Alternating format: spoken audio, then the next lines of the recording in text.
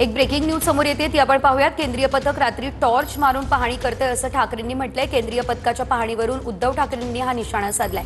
मुहूर्त काढतायत पण मदतीच्या नावाने ठणठणाट असल्याचंही ठाकरे म्हणाले।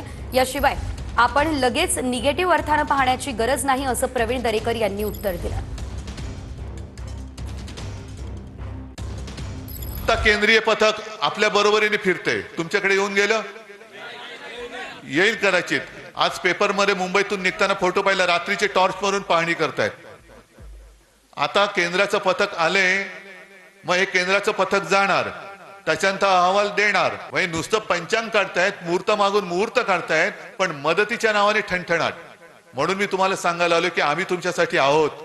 नाही, मला वाटतं त्यांच्याकडे असेल ना यंत्रणा, थोडे काळोखात जाऊन ते तसेच पाहणी करून येणार आहेत। आता त्यांचा रिपोर्ट आल्यावर त्यांनी पाहणी केली, खरी की खोटी येईल आपल्यासमोर, पण लगेच आपण निगेटिव्ह अर्थानं पाहण्याची गरज नाही। पथक आलंय, त्यांनी मदत द्यावी आणि देतील अशी आपण पॉझिटिव्ह